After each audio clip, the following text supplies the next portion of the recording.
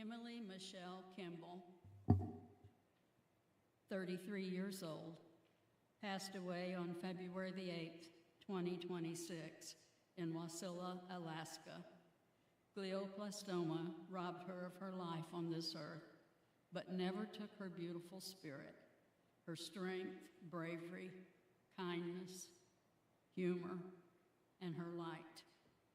Born on September 27, 1992, Emily graduated from Campus High School in Hayesville, Kansas in 2011. She was a competitive swimmer with the Hayesville Piranhas and the Wichita Aquashocks. She attended a semester at Kansas State University, then was selected to participate in the Disney College program at Disneyland in Orlando, which led to many Disney trips and lifetime friendships. She worked in hospitality, I believe, and loved the time that she was there and got to do that. She also worked at Lowe's and Walmart. She moved to Wasilla, Alaska in 2023 and loved the scenery and the wildlife. She worked at Walgreens, then Naden Family Homes, working with disabled adults, a career she truly enjoyed. While in Alaska, she attended Great Land Christian Church and was baptized last year. Many friendships, love, and support came through her church family. She is missed by her mother, Cindy, West Harmon, her father, Ray Kimble, her stepfather, Roger Harmon, her bestest friend, Lizzie Morse, loving relatives, and countless friends. Emily had a vibrant spirit and a heart full of kindness. She loved music, especially Taylor Swift, cherished the magic of Disney throughout her life. She was granted a trip from the Dream Foundation for a trip to Disney in September of last year. She loved reading and movies. Even when she was young, very young, there was an RK reading competition at her school, and she always won by a lot because she read so many books. Emily loved her two cats very much, and they loved her, but they didn't much like anyone else. Her dad watched them for her while Emily went on a vacation, I believe, with Lizzie. He was attacked and had to have stitches. She played the violin through 8th grade. She was active in Girl Scouts. She was active in dance classes. She took a hip-hop dance class, and according to Lizzie, she wasn't great, but she had a lot of fun. And she and Lizzie even took Irish dance lessons, and Lizzie showed me a couple of steps to the little jig last night. And all of that is to say this. Emily did a lot of living in her 33 years. She was always surrounded by people who loved her, and she'll be missed by many. She had the love and support of her biological family, and we also considered her a member of our family. Lizzie is my great niece, and she and Emily were inseparable as they were growing up. So Emily was just known as a part of our family as well. In John chapter 14, verses 1 through 6, Jesus is speaking. And he said, "Let not your hearts be troubled. You believe in God, believe also in me. In my Father's house are many mansions. If it were not so, I would have told you. I go to prepare a place for you. And if I go and prepare a place for you, I will come again and receive you unto myself, that where I am, there you may be also." And Thomas said, Lord, we don't know where you're going. How can we know the way? And Jesus said, I am the way, the truth, and the life. And no one comes to the Father except through me. You know, Lizzie's motto for life after she got sick was, or Emily, I'm sorry. They are. Emily's motto for life after she got sick is, it is what it is. Well, I think Emily's motto for life after she got to heaven was still, it is what it is, and it is beautiful, and it is wonderful. And you know, when Jesus said, I'll come again and receive you unto myself, that's exactly what he did. So, when we get there, Emily's going to know her way around, so she can show the rest of us some of the beautiful things. And the very most special thing about heaven is Jesus himself. God bless you.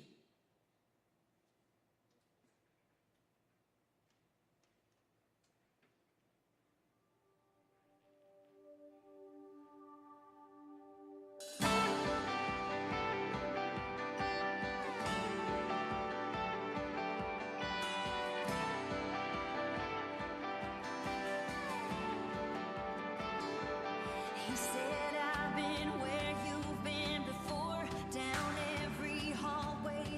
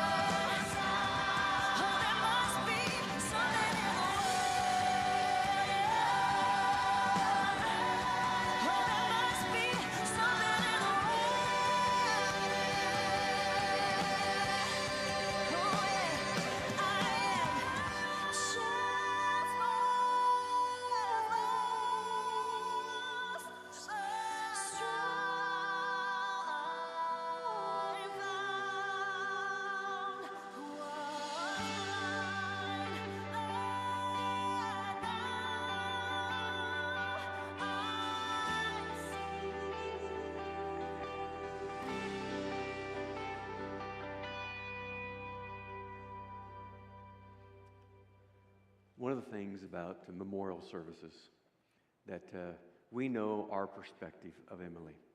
We know our stories. We have our memories. So the family has asked a few people to come up and share a eulogy of their story, how Emily impacted them or how their life were intersected in certain areas. I know some of our swimming coaches are here too, which is awesome testimony of their love for their students, even though it's been years since they taught them how to swim and were their coaches. But them being here today is a big act. So Lizzie, if you don't mind, Lizzie's going to kind of MC this issue going on right now. So. Okay, so we've asked a few people to speak. The first is going to be my father. His name is John. Most of you probably already know that.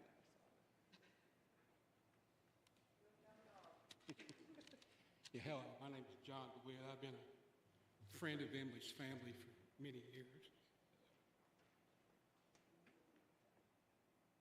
I want to just share some memories I had of Emily. Met Emily when she was about 8 years old. She came to our house for a sleepover with Lindsay. And she was just so cute and shy. She really was. She was just darling. And that was the beginning of a relationship between the girls. It was a lifelong relationship that just never stopped. And frankly, between our families, friendship that never stopped. One of the first cemented memories I have with Emily was she was really shy, but she could ingratiate herself to adults. She had that knack. She was born with it, I guess. But I told the girls I was going to fix some pancakes one morning. And they were buckwheat pancakes, as it turned out. And that was the wrong thing to do because they were terrible. They were just nasty as they could be. And Lizzie was very vocal about how she felt about the buckwheat pancakes. She did let me know under no uncertain terms that she didn't like them. But Emily, she was so stinking cute. And before you hear her looking at me and a beautiful smile, she says, "Thank you, Mr. DeWitt. May I please have another buckwheat pancake?" And I thought Lizzie's going to kick her for encouraging me. You know? It was great. Another moment. Now, Emily was painfully shy around me. She didn't really. This went on for like a year and a half, a couple of years. She could not get comfortable around me. She would shut down, not speak around me. And I would have to force her to talk to me. And I don't know what was going on. Anyway, Cindy was at our house one time, and I was telling her about this. And timing just could not have been any better. Here come Emily walking in. She walks up to me and says, "Can I smell your armpit?" You know, I have no idea what that was about. But I looked at Cindy. I said, "Well, I guess I wouldn't have to worry about that shyness anymore, you know." And sure enough, that wall just come tumbling down, and she was Emily from then on. I never had a problem communicating. She just opened right up to me. The girls pretty much did everything together. Dance, Irish dance, swim, scouts, whatever was going on, they really did it together. And they had a blessed childhood. It was a safe, good childhood, and I was happy for them. But I don't know, something happened. Just something bad. A darkness came over. Well, they're becoming teenagers. And that was not the best of times. I remember looking at those beautiful little faces and those mouths would open, those eyes would roll, and I'd start looking for a cave to get into, you know. It was pretty rough. And this went on it was really rough for about a year and a half. Then they started smoothing out some and becoming back to, well, they never got rid of the sassiness. They were still teenagers, but they come back to be a little easier to get along with. And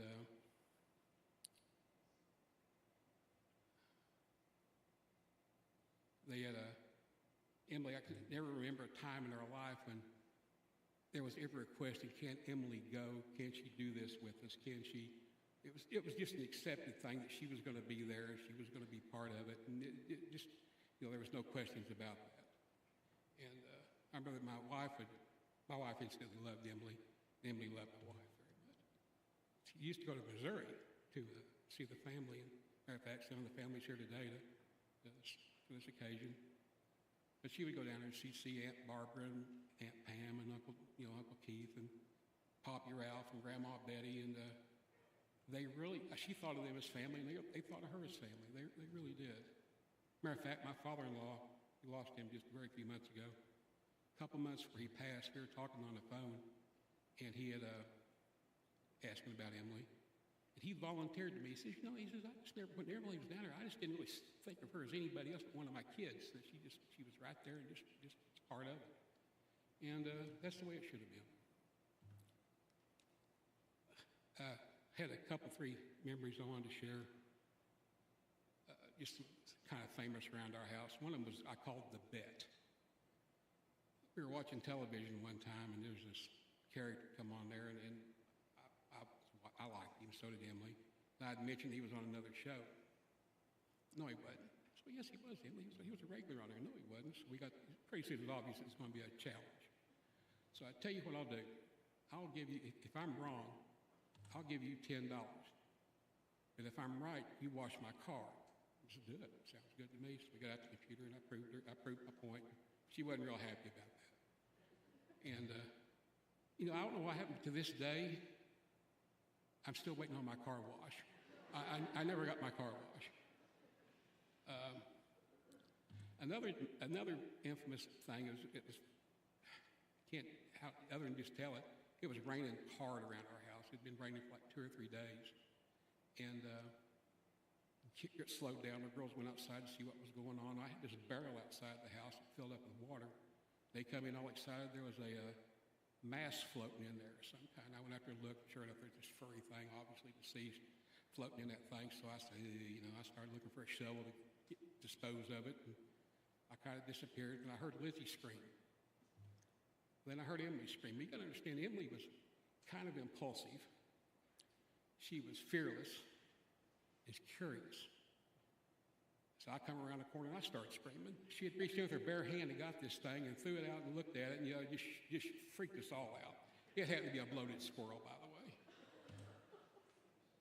Then one night, Betty and I came home, and drove up there. Practical jokes to our house were not an occasional thing. It was a built-in factor. There was pranks. They didn't have to be funny, but they just had to be, and they were there all the time. We pulled up to our driveway, and Emily and Lizzie thought it'd be a great fun to take all of our furniture from the front room and put it out in our front yard and reposition our house outside. So I pulled up, and even one of the girls, I don't remember which one, but one of them was wearing my bathrobe sitting in the recliner. There's lamps and tables and stuff. Again, this is just par for course for what was going on around there. But I had another moment that I cherish. I do cherish it. We went to the drive-in one night. There was 2 or 3 of our cars lined up back there. And Emily got out of the car, and just before the drive-in started, of course. And she had this beautiful smile on her face. She was just celebrating that moment. She was so happy to be there. She was just absolutely tickled to be there, happy to be there. She started dancing around the car, and I thought to myself, man, I would just give anything to have that kind of joy and optimism in my life. I really would. I would just do anything to feel like that occasionally, And that served her well in her life. I remember later on, she was sick, and I was talking to her on the phone. I didn't mean if we got some news about a downturn in her health, I didn't mean to let it come through in my inflection, my voice, but evidently it did, because I never will forget her saying, John, don't you worry, John. I'm going to be just fine. Don't you worry about it. Don't you worry. Just don't even think about it. And I got to thinking, this poor little girl, she's comforting me in her illness, And another thing I thought was very cool about that, it served her in her later life. She got sick, and Lizzie and I would talk. She was sick, and we'd get bad news. She could compartmentalize so easily this bad news. She would manage to take it and not. We thought there was something wrong, but it wasn't. She'd think about it. It was what it was. She'd put it in its place, she'd go on and she'd start thinking about something else. I know every day wasn't like that, but many of her days could have been a lot worse, and I'm so happy she had that ability to compartmentalize and to live like that. It saved her a lot of grief. I really do believe it did. At any rate, after that, it was time for the girls to go to college. Lizzie went to K-State and Lizzie went to OBU. Emily wasn't real happy. I mean, she did all right there, but she was more interested in the hospitality industry, and she'd studied up and found out that Disney offered a college an internship program, and she applied and ultimately got in it. And she came home. You know, Lizzie wasn't there, and I thought this was just very nice. Emily would occasionally come to our house to visit. Lizzie wasn't there. She'd come in, she'd have supper with us, or just mess around, sit around for a while, you know, and I thought we loved having her. It was just a wonderful thing to share that time with her. I thought, how unusual for a young person like that to be around us old fogies, you know. I thought that was special. And another thing, when she finally got into that college and went there, Lizzie got a message from her. Now, you have to understand that one of the other people here had pointed this out to me earlier. One of their goal in life was to make me miserable. They tormented me, they made fun of me, they would just, everything in their power to get under my skin, you know. And she told Lizzie on a message, she said he had a bucket list when she was to come back. One of the things she wanted to do was to come back, find me, sit and stare at me and point at me and laugh and not say anything. And I know she did because Lizzie told me she documented it for me, so I don't, you know, that again, not unusual. And that, incidentally, in that same vein, a week before we lost Emily, Lizzie took a picture of me, put it on Facebook, and I had my cane with me in this picture. And I got a message from Emily, said making fun of my cane. This is just a week before she died. Now, and Emily, like her mom told me my cane was cute too, so kind of like her daughter, you know, it's just the way that kind of goes. Oh, it's sweet. Is that what it was? You're the one that said it was cute. My wife ultimately got sick, real sick. She was in hospice care, and Lizzie came home from college. Emily was there, and stayed right with us, you know, right in the center of everything. And I really appreciate it because you'd think she was there just to comfort Lizzie. No, she I never will forget, she would sit and hold my hand. She knew I was struggling real bad. She'd sit and hold my hand and comfort me, pat me, hug me, you know. And you have no idea how much I appreciated that from her. I really did. I just appreciated it to death. And anyway, she was there the day that my wife took her last breath. She was in that room with us. And a lot of the family was. My sister-in-laws were there taking care of her. Barbara and Brenda and Doyle and a bunch of family was there. And we had my wife's memorial service right here. And Emily was sitting right with the family, right where she should be. I thought that's where she should have been. At any rate, I'll wrap this up. I just want to say that I got to watch those girls go from I-roll babies to teenagers to wonderful adults, just wonderful adults. And they're kind, they're honest, they're smart, they're beautiful. And I was so proud of them. I'm just as proud as I could be of them. Emily just had a life that was just cut short. It was just a life unfinished. I love her, and I'm going to miss her.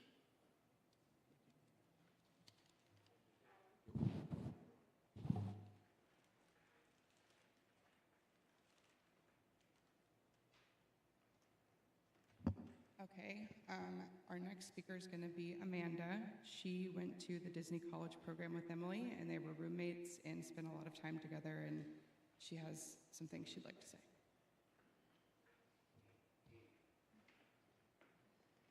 Hi, everyone. Can you hear me okay? First, I want to give a shout out to Cindy and Lizzie. Truly, your dedication in putting all this together, you have been the center of this, and just I don't know if we can give it a wrap. I'm so serious. So Lizzie introduced me. My name's Amanda. For those of you who don't know me, I was Emily's roommate during the Disney College program in 2013. I remember being incredibly nervous meeting Emily for the first time, this complete stranger that I was going to share a bedroom and a bathroom with for a year. But I met her instantly and instantly felt completely at ease, and she was the best roommate ever. We quickly bonded over our love of Taylor Swift, I think as she did with a lot of us.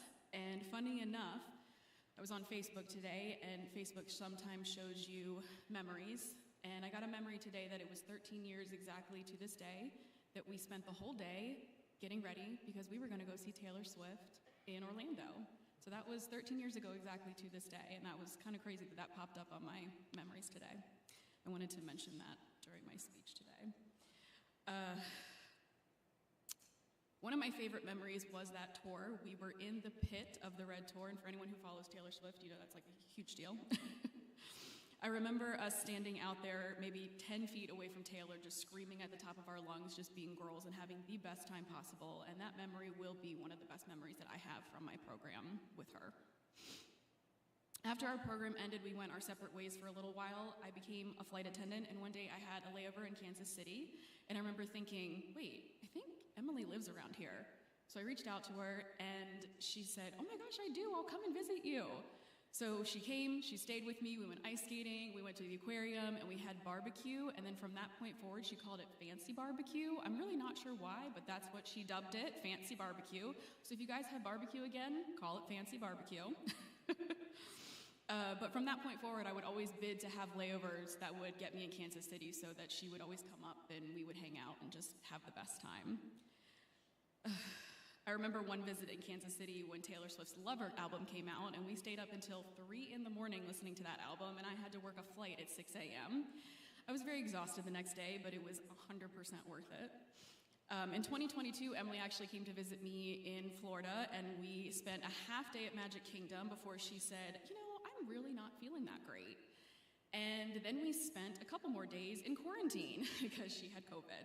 And, you know, you'd think that wouldn't be fun, but it was. We actually had a good time, and it actually was really fun. I know that sounds kind of weird, but we made it fun. But my absolute favorite memory of Emily involves one of her favorite places, as everyone knows, Disney World, but more specifically Space Mountain.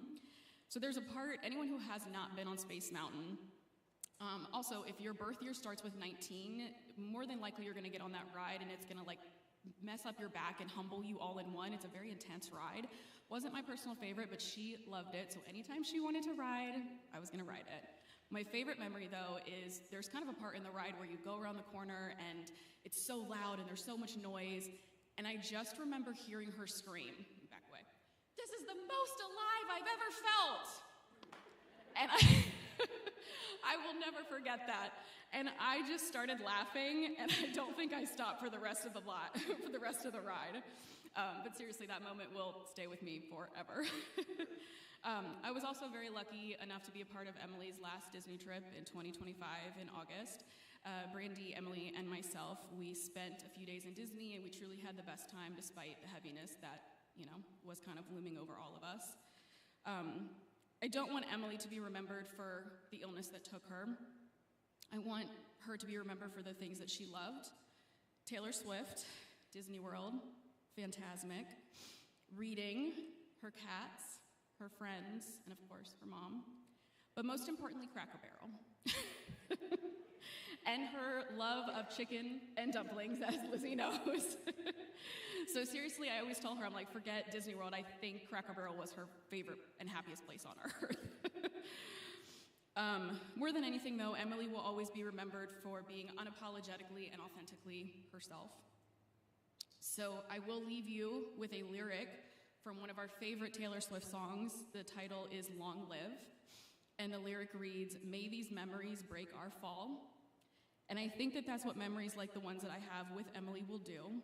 They will catch me when things feel a little bit too heavy and somehow make it a little bit easier to keep going.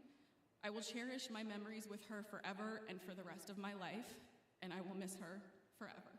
Thank you.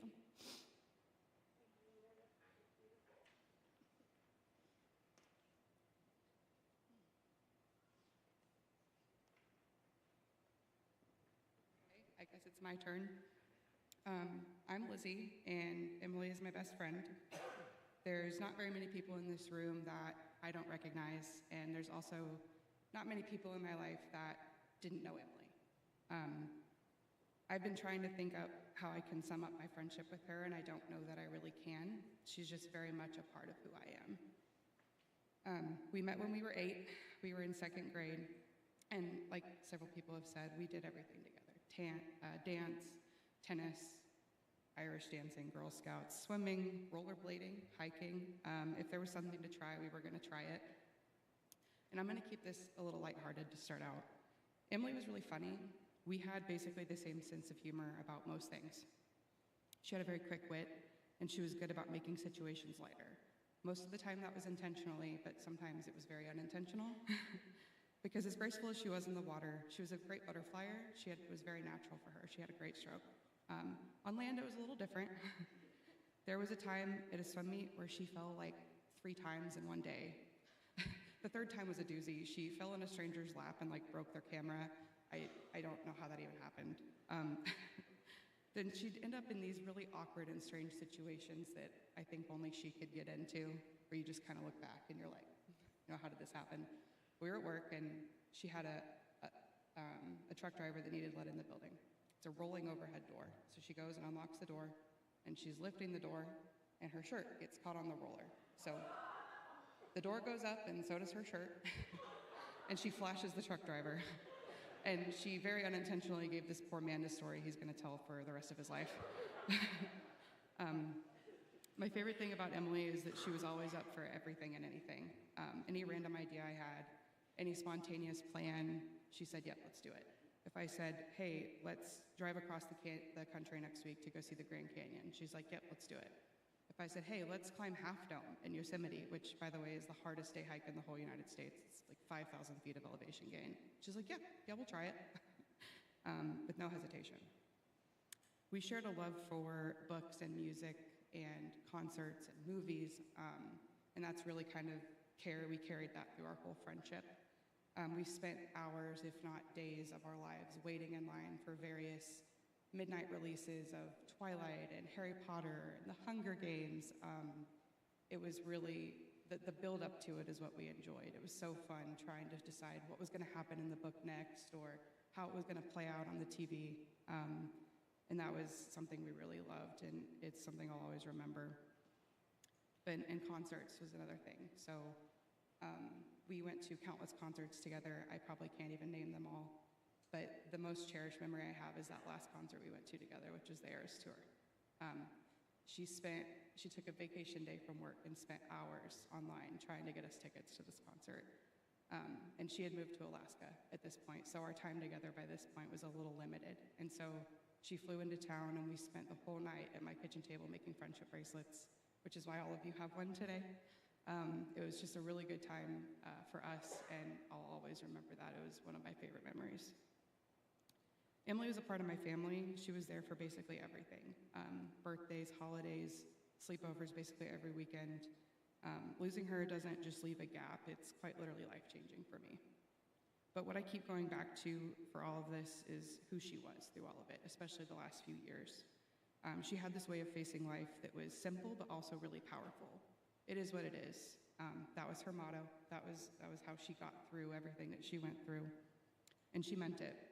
She had this acceptance to her situation, staying positive in a way that didn't ignore reality but made it a little easier to carry. She made my life bigger, braver, and funnier. Overall, it was better. And I don't know how I'm going to imagine the rest of my life without her in it. But I do know this. Because of her, I'm not going to hesitate to do what makes me happy. I will continue to do what I love and show up for the people that I care about. And if life gets hard, I'm just going to try to remember her telling me it is what it is. I'm going to end this, if I can get through it, with a part of a poem that really resonated with me. This is not original by any means, okay? Nothing I do is original. This is from the internet. I had her mom read this to her the last couple days while she was sick there at the very end. So bear with me here, please.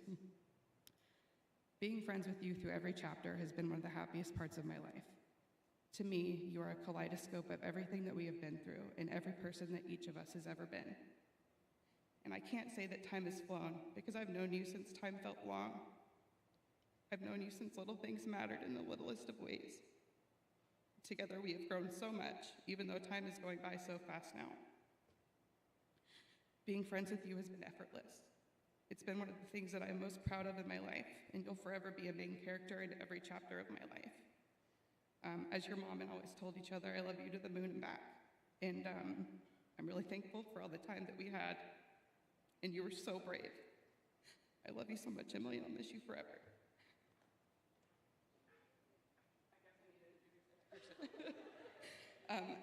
The last person to speak is going to be Emily's mom, Cindy.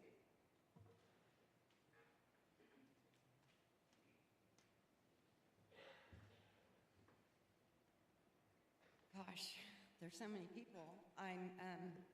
First off, Emily was not a saint, and she was not perfect, and she was sometimes a spoiled brat because she was an only child, and I am so glad I spoiled her.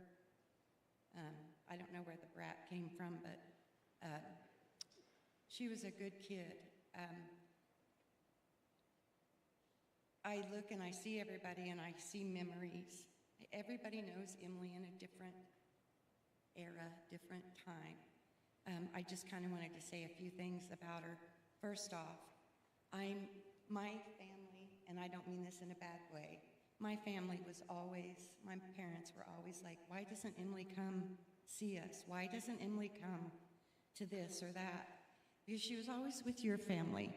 And I thought my family was the best family in the world. But I just want you to know that all I ever wanted for Emily, all anybody ever wanted for Emily, was just to be happy and healthy and safe.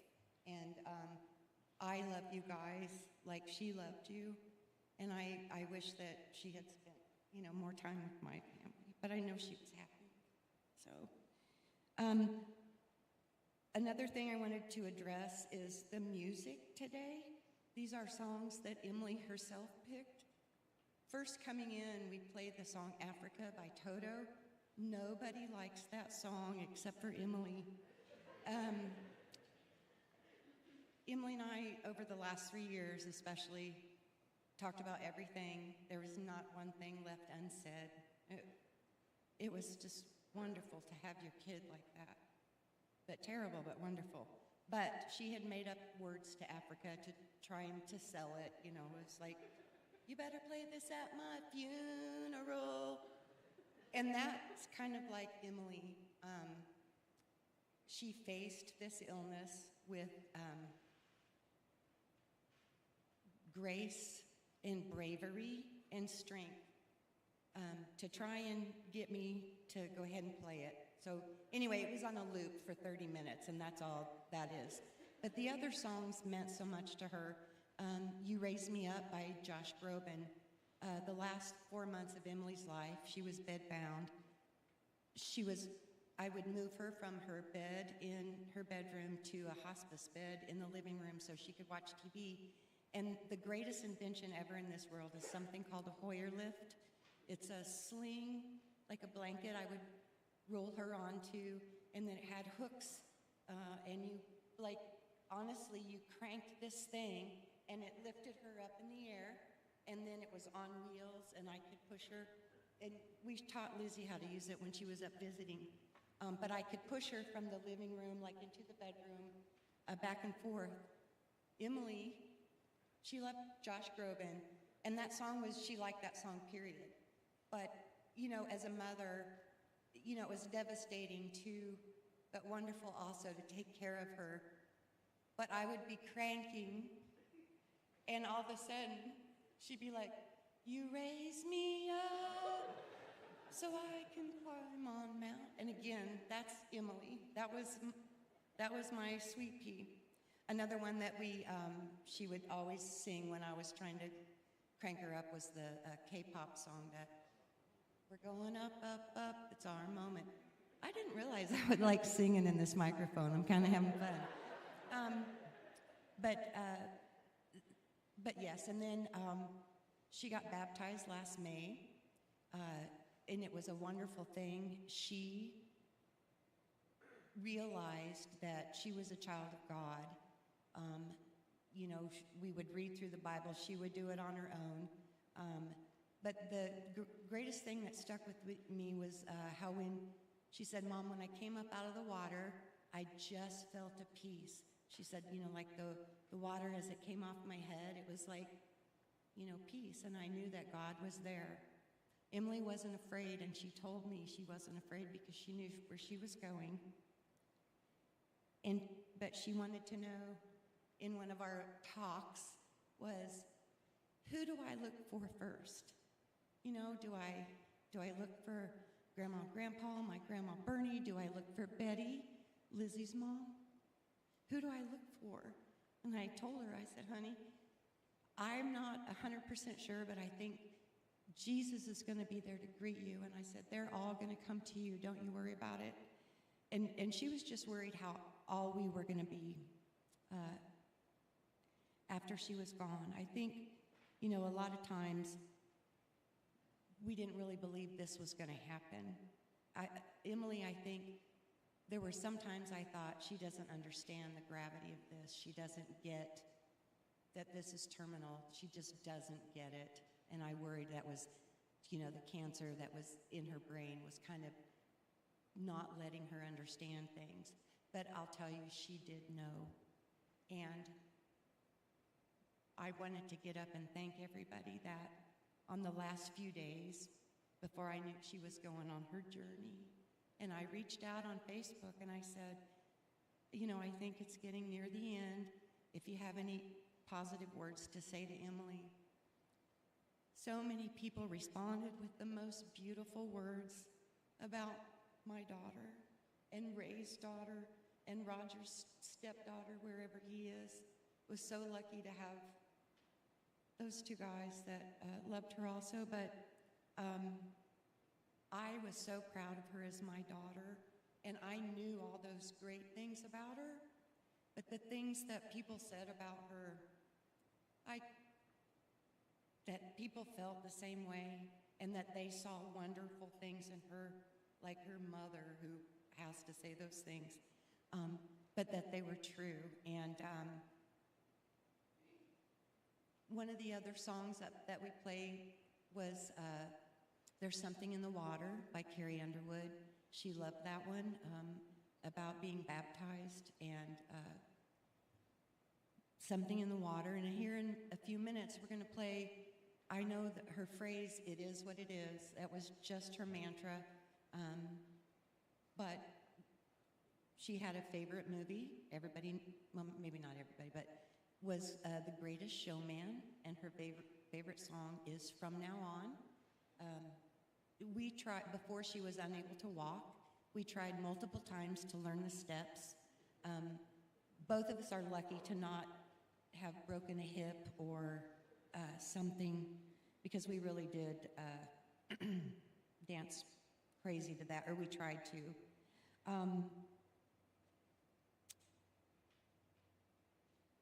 Emily was, like I said, she was very strong.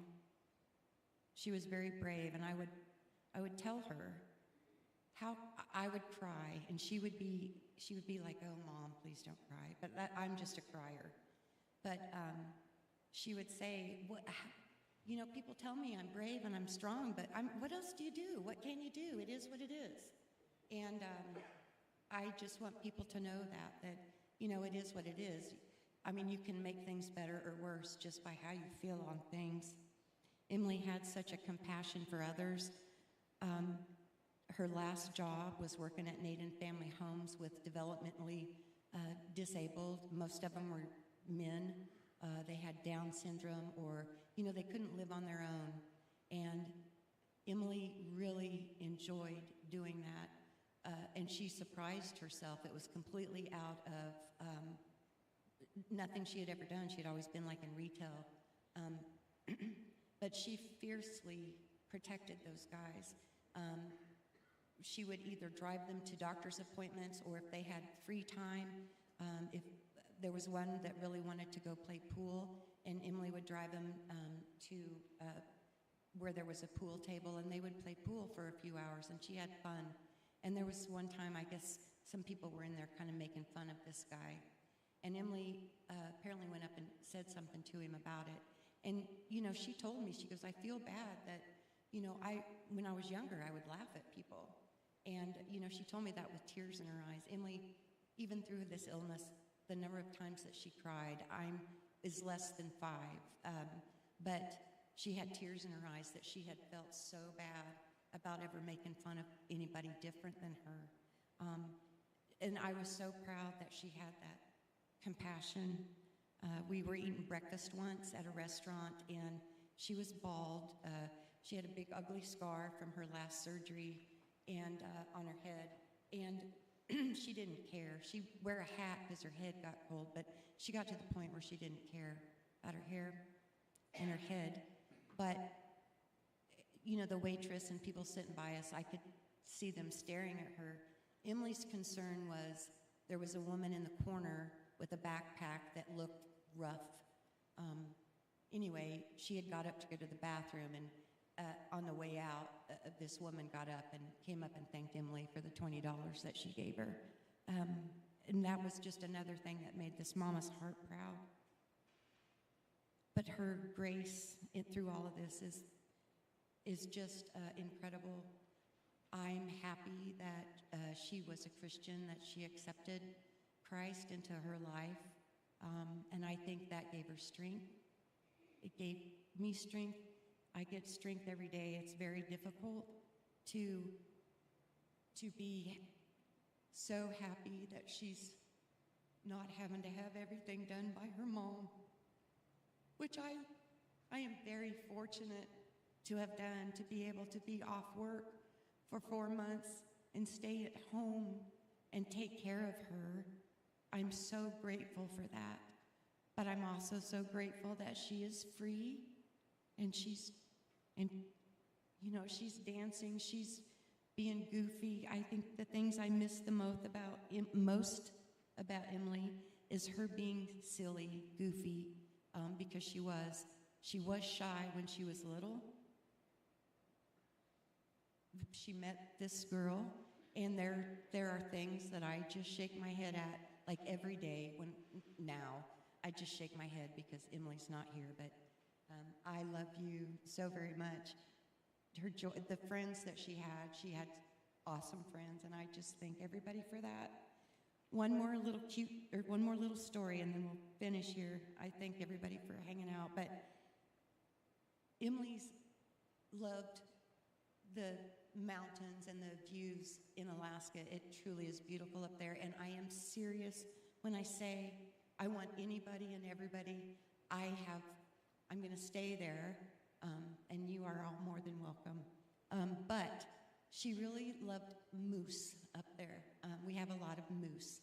Emily's very last post on Facebook is a picture of a moose that was in our backyard. 3 days after Emily passed, I woke up, and one of her cats, who I am taking care of, one of her cats was like kind of up on her windowsill and was meowing, and I walked over there, and I looked out the window, and there was a moose. And we live on a bluff, and its back was to me. It was like curled up, and its back was to me, and it was just like laying on the edge of the bluff. And I could see its little ears, or actually big ears, but I could see them kind of twitching, and it would kind of move its head. I never could really see its whole head because, like I said, its back was toward me. It's kind of curled. And it was covered in a layer of snow. It had snowed through the night. And my first thought was, Emily is safe. She is warm, she is happy, and she's watching over us. And I just want to say thank everybody for being her friend. You may not know how much you inspired her, but any conversation, well, she didn't tell me 100% details, but I see you people, and I can hear words that she told me and things that I heard about from you. And as a mother, I am so proud of the friends that she had. And even though she was spoiled, she was a great kid. And I loved her dearly, and it's a big hole. But I want to be strong, faithful, I want my life to honor her and God. But anyway, I hope you guys like this video. Unfortunately, to me, these things are tear jerkers. I apologize for that, but this truly was Emily's, I'm going to call it her fight song from now on. Just one more. Lizzie was supposed to touch me on the back if I went off too much. And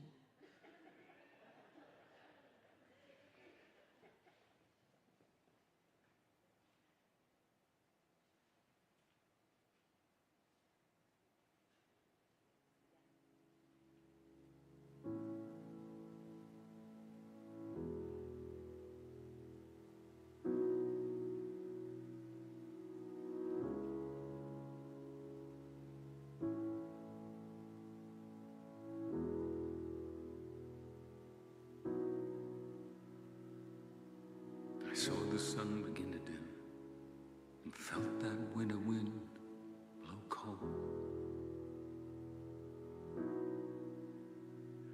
A man learns who is there for him when the glitter fades and the walls won't hold.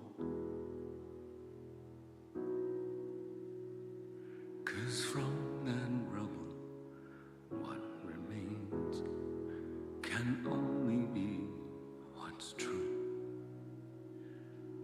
If all was lost, there's more I gained, 'cause it led me back to you. From now on, these eyes will not be blinded by the lights.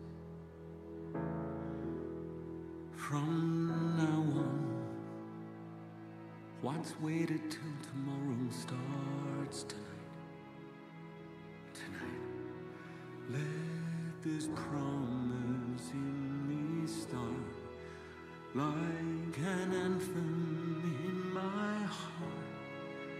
From now on, from now on.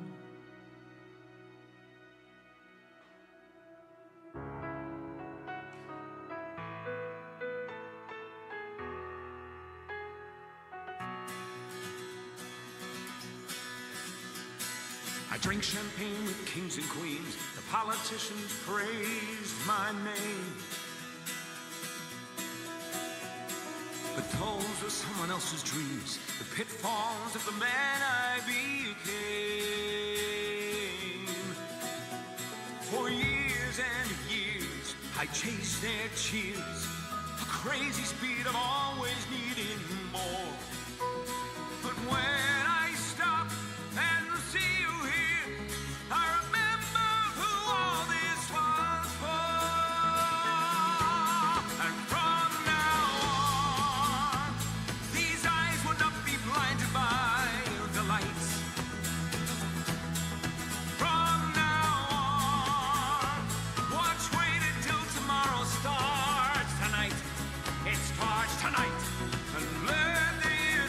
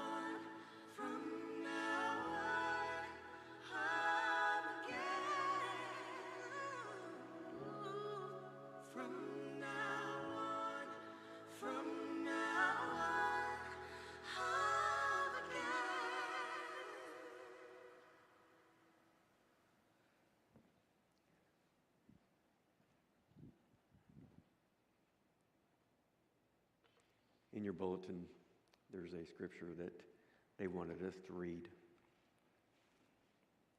In 2 Corinthians chapter 4, verses 8 through 10, Paul is speaking. We are pressed on every side by troubles, but we are not crushed. We are perplexed, but not driven to despair.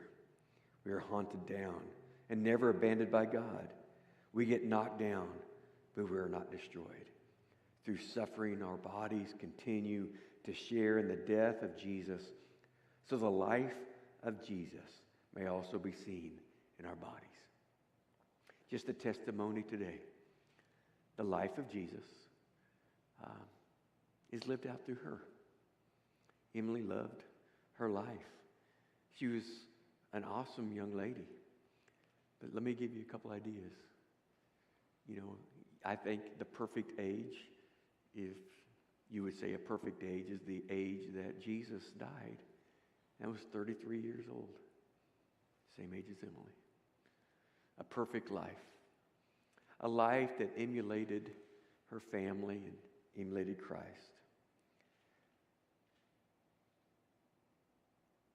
As I was sharing yesterday with the family, they came in and we had a talk.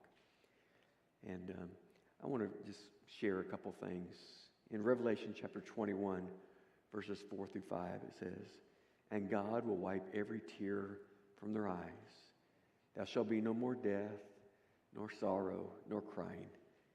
There shall be no more pain, for these things shall pass away, and makes all things new." This 33 years of ups and downs. I remember them telling me last night that over a 2-week period, Emily was walking. And then she walked with a walker. And then she was in a wheelchair. And then she was bound to her bed. And I think we look at her life, we see the vivaciousness and the power and the identity that she has, being this awesome swimmer and having all her life ahead of us. But then, something happened. The tumors started happening, and her life that she once knew, maybe she even dreamed about, was different. It was gone. So what we have to hold on to is not what we are today. Because Emily trusted in Jesus. She's not lost. She's home. With no more suffering, no more pain, and no more tears. Here's what I believe. She asked Mom this question. What will I do when I get to heaven? We call it the grand reunion. Because Jesus is all-knowing. Jesus knows exactly when Emily was going to take her last breath. I believe Jesus, in front of the pearl gates of heaven, walked out with all of her friends that have passed before her, all of her family, everybody that she had a communication with. And Jesus says, Emily is coming. Let's come to the gate. So when Emily opened up her eyes in heaven, her family and her friends, her influence, the Bible says her works do follow them into the presence of God.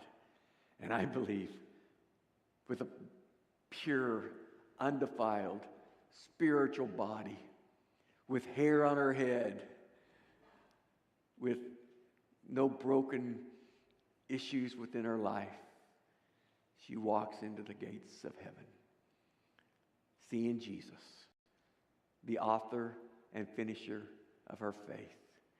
And Jesus hugs her, looks at the people that have had a sphere of influence within her life. And I believe that joy of looking back of her 33 years. Oh, some of the good days, but some terrible days. I believe she would say this to you. It's worth it. It's worth it. When she was baptized and gave her life to Christ in Alaska, she would look up, I feel something different. Not feeling something different now. Now it's experiencing something different. Experiencing the peace and the presence of God. And I believe she would want me to share this with you.